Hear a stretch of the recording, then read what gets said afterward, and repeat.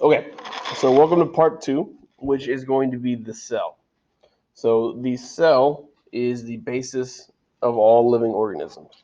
So the atom is the building block of everything. The cell is the building block of all living organisms.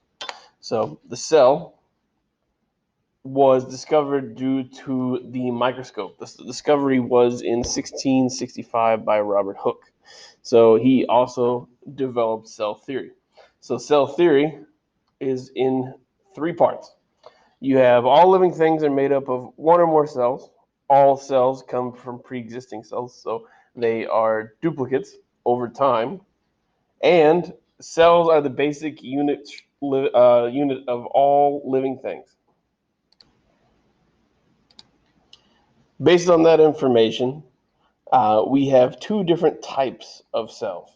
So we have the prokaryote and the eukaryote.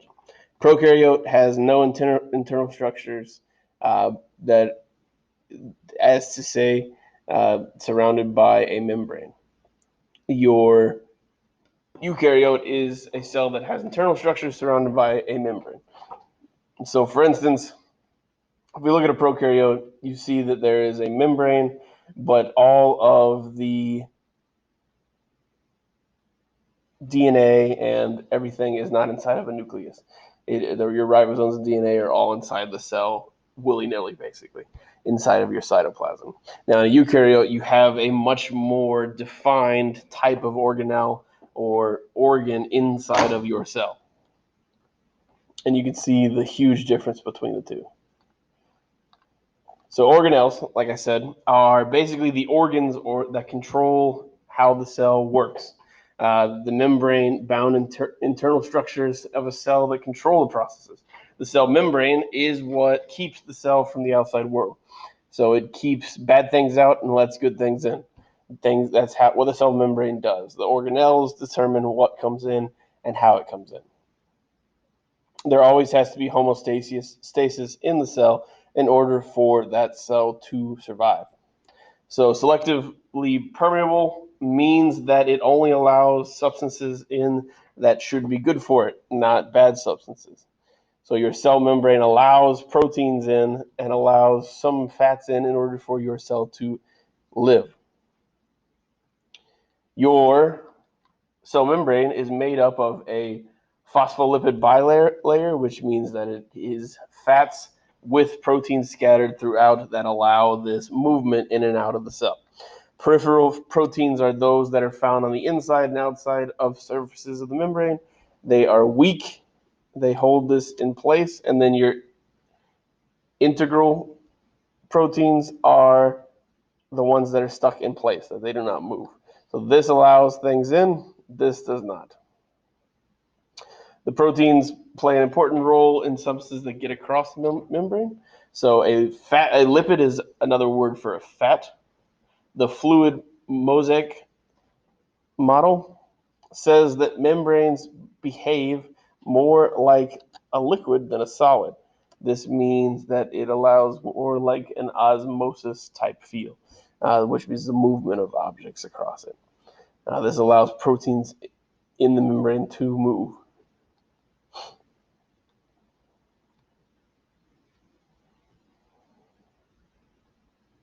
So the membrane is constantly changing because of this movement. The mosaic pattern of lipids and proteins create this membrane. Now we have things called cell walls as well. This is a structure that is located outside of the membrane and it is stuck in place. It is more solid. This is why plants can't move. It is only found in plants and bacteria cells. So the rigid structure is used for support. The nucleus, as you may know from the past, is the brain of the cell. It controls all cell functions. So it will change. It will decide how DNA is replicated.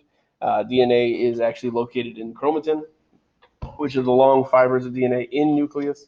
They also make RNA and ribosomes inside of the nucleolus, and the nucleolus is inside of the nucleus. Nuclear membrane allows things in and out. It's the same thing as the cell membrane, basically. So cytoplasm, this is kind of like your blood of the wall, blood of your cell. It will allow things to move around inside the cell, such as your organelles. Uh, Cytosol is the clear jelly fluid around the organelles. This is important because this is where the chemical reactions take place. The nucleolus is found inside the nucleus, and it creates ribosomes. Ribosomes make proteins for the cell. They are free floating, and they also are attached next to ER, which is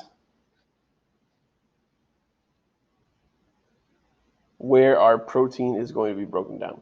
They are made up of RNA, protein, and are not surrounded by a membrane of any kind. So endoplasmic reticulum is your ER. So this is a membrane that forms a series of pathways through the cell, and it for things to be transported around the cell. So this regulates different levels. Rough ER contains ribosomes and exports proteins, and smooth ER has no ribosomes and breaks down toxic substances. The Golgi apparatus, this is a series of loosely stacked membranes that act as a packaging plant for proteins. Vacuole is a storage place. It's kind of like what the appendix is. It just stores substances for plants and animals, such as food and water. There's your rough ER. There's your Golgi apparatus. Kind of looks like intestines. So sometimes a vacuole stores a toxic substance away from the rest of the cell in order, if it cannot be broken down, it keeps it there in order to try to save the cell. Lysosomes is an organelle that is used to digest organelles and food particles or bacteria. So they contain digestive enzymes. This is something that is like your stomach. The mitochondria is a place where food is combined with oxygen to produce energy. So remember, mighty mitochondria creates energy. Energy is formed into ATP. There are numerous cells that have high energy requirement. So your mitochondria kind of look like a kidney or a peanut. It's in the folds of its membrane are called the cristae. Inside to increase the surface area to provide more room for chemical reactions to take place. So as it moves, it creates this basically like a cavern. They also contain their own DNA. It is thought that mitochondria developed from prokaryotic cells and then lived in eukaryotic cells. So basically it was broken down from a bacteria and then now lives inside of a eukaryotic cell.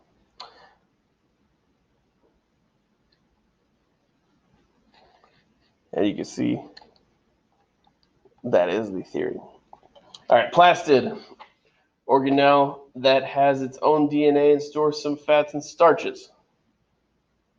A chloroplast is found in green plants. So this is where you see chlorophyll. That is what makes plants green. Light energy is converted into chemical energy inside of this and forms glucose. So this will take place and create photosynthesis. And like I said, contains chlorophyll, creating glue. So in your plants, this will be your green thing. This green organelle will show what you have. So your cytoskeleton is thin fibers that act as scaffolding for the cell. They help maintain the size and shape. Microfilaments are thin fibers made up of protein called actin. Microtubules, this is tube-like support made up of spindle fibers that are used during cell division. Cell division is complete. They go back to their supporting cell. So cilia are used to make transport from cells, so like little hairs sprouting off of it. This is found on single cell organisms for movement and in the respiratory passages of humans. Phalange is a single long one, so like a tail. You'll see a phalange most likely on sperm.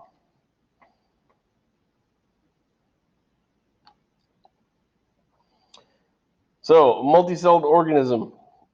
So this is an organism The organization of atoms, molecules, micro or macromolecules, organelles, cells, tissues, organs, organ systems, organisms. That's basically the ladder that you'll go through when it comes to multicell organization.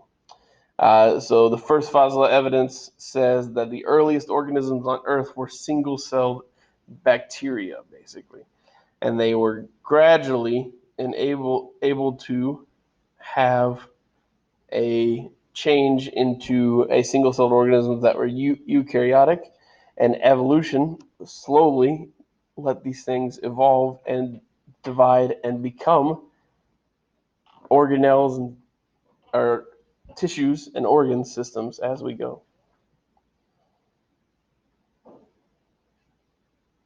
So, like I said, eventually they became specialized. A modern day example is Volvox. These individual colonies eventually evolved into a multicellular organism that we know today. So, this is what your typical animal cell looks like. This is your typical plant cell. For your practice, I would like you to go through, look at the pictures that you've been given. I want you to label the 12 parts of the animal cell and label the 7 parts of your plant cell in your notes, and then you will turn that in as your assignment for today. All right, so when you complete, you will take your quiz, and then you will move on. Once you have scored 7 out of 10, move on to part 3.